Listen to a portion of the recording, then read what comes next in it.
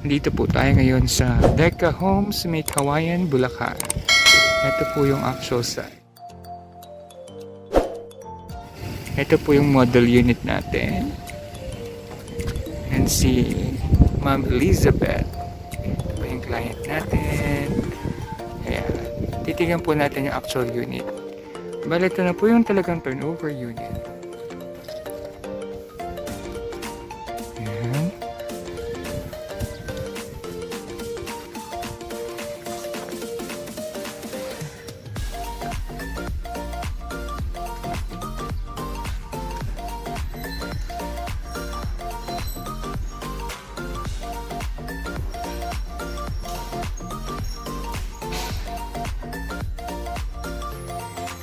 May paint na po yung wall. Tapos sa labas, ito po.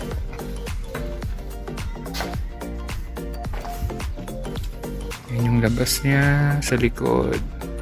Tapos ganito yung itsura ng banyo.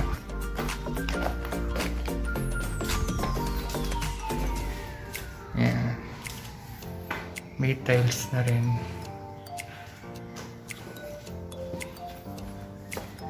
Bale, pwede mong ipa-enclose yan eh. Papa-enclose mo na lang. Yan. Bale, hanggang dito yung property mo. Diyan.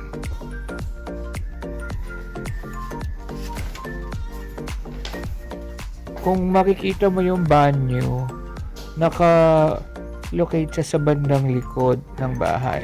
Kaya na-maximize yung loob. Ayan, kaya maluwag siya.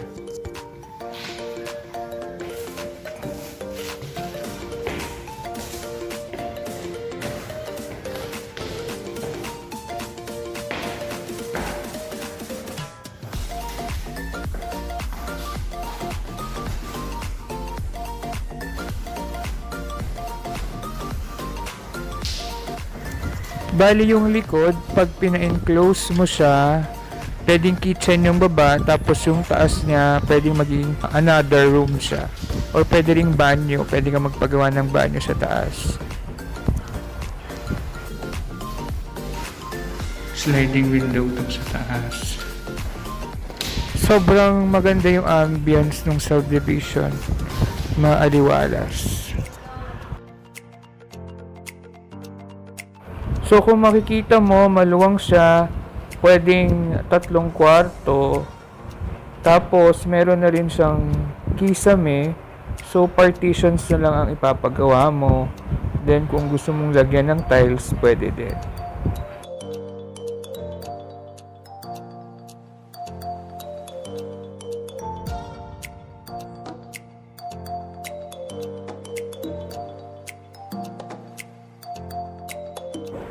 Bali yung hagdan, bakal na siya.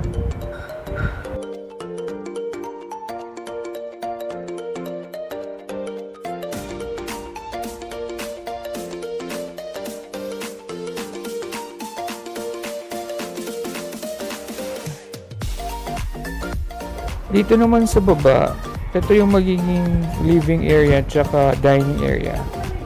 Tapos nandito sa likod yung banyo. May tiles na din. Tapos itong likod, may lababo siya. Pwedeng gawing laundry area. Or pwede rin gawing kitchen. Pwede mo siyang ipa-enclose once na turnover na sa'yo. Kasi kung mapapansin mo yung likod, ganun din yung katalikuran mong bahay. Pareho kayo. May kitchen din or lababo. At saka meron ding banyo. So, mas maganda kung ipa-enclose mo. Ito naman yung sample design ng living room area na pwede mong gayahin.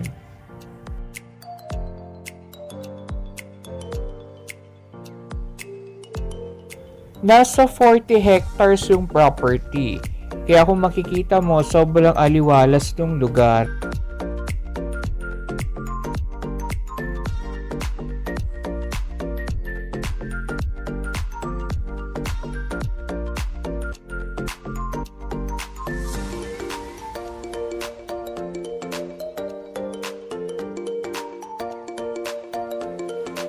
malawak din yung kalsada niya.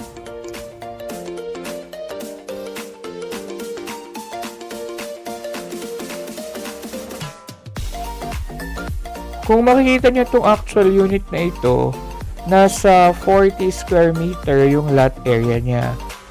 So, meron tayong mga 50 square meter na may space sa harap for parking.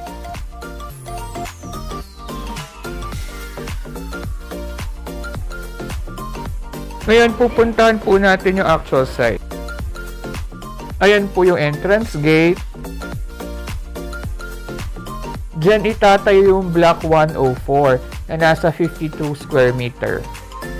Yan naman yung block 95, sold out na. Block 94, sold out na din. At meron tayong open space.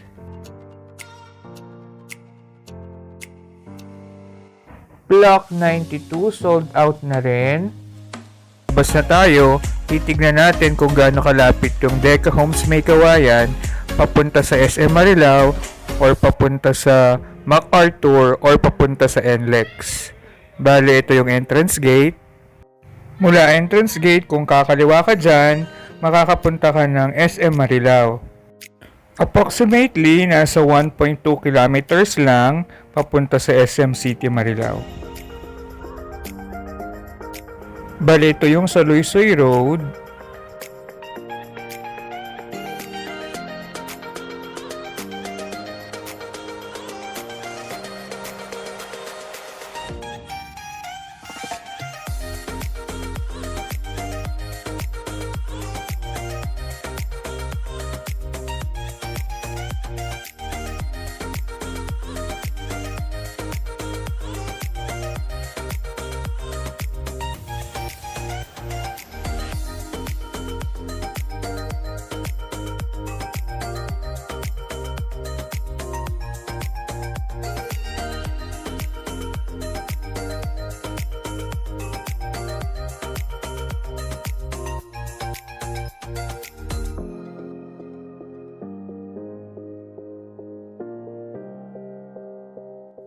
Bali, kakaliwa tayo dito sa Libis Road.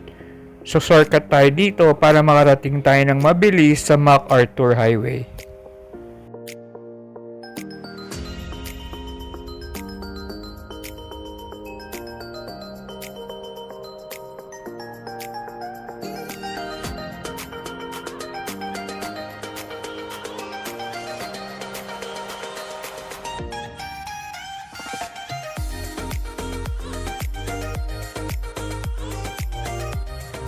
Approximately, nasa 850 meters lang, makakarating ka na ng MacArthur Highway.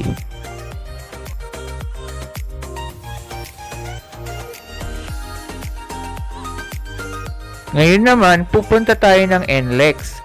Kakaliwa tayo dito sa El Soliera Street.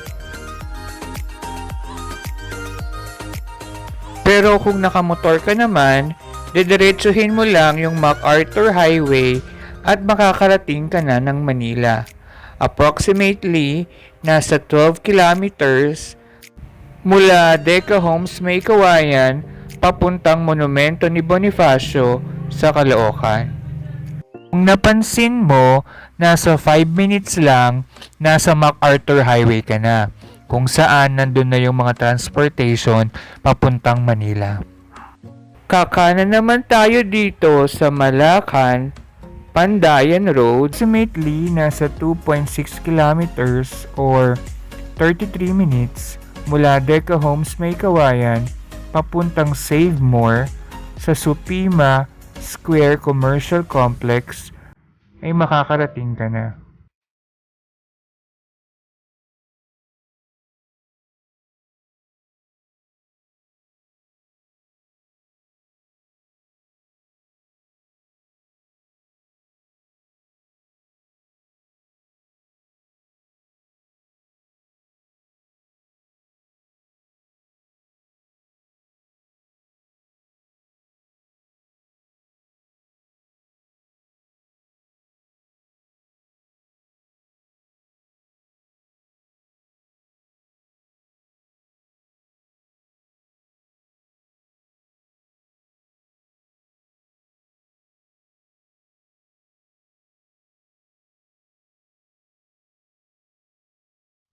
At ito na nga, nandito na tayo sa NLEX May Kawayan Exit. Talagang napakabilis ng biyahe.